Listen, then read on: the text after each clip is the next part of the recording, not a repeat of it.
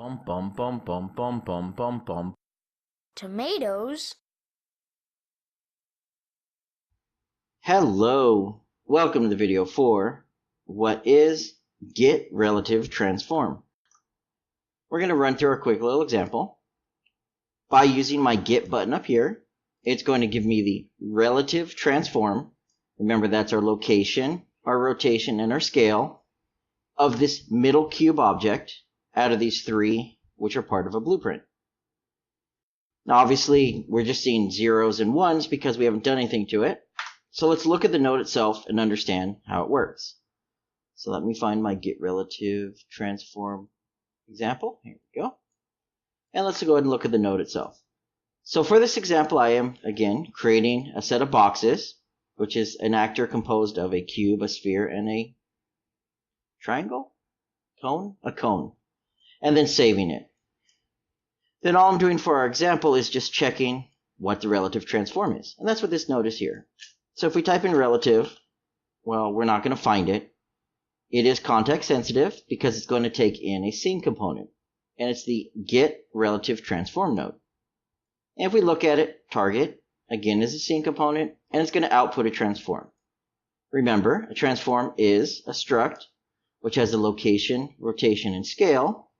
And each of these are just a vector, a rotator, or a vector. And of course, you can split those again to get back the actual floats.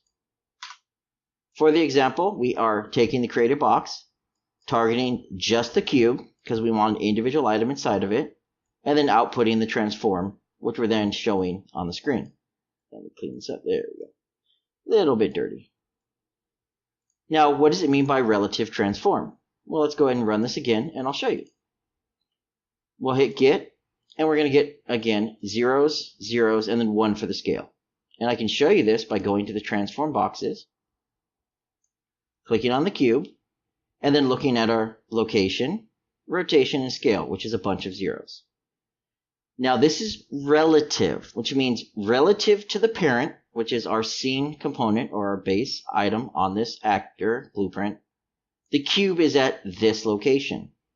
In the world, it may be somewhere else. Let's go ahead and take this item in the scene, and let's just move it. We'll move it to 100, 100, and we'll keep it at 150.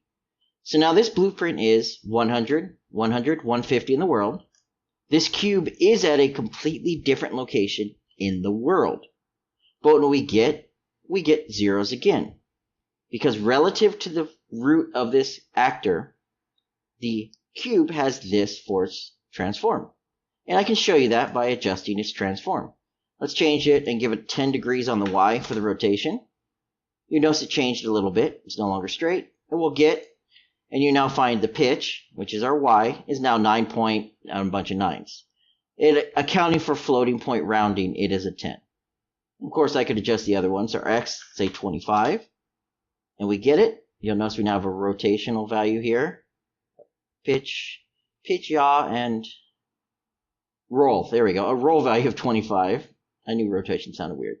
And of course, we can adjust the other ones. Scale of 2, scale of X of 2. Our translation, again, is the same thing. Maybe make it another 50 degrees up on the Z. We get it. Now we have 50 on the Z. So that's how it works. That's what the node is for. It's going to give us the relative transform or the local coordinate space transform of whatever scene component object we tell it. And I can show you that if I went into here and I adjusted this. And let's say, for example, I change this from our local version to the world version, so relative and world. You'll notice this stuff changes. The actual location of this item in the world is 100, 100, 200. But and if you notice now it's changed because I actually changed this to use world coordinates.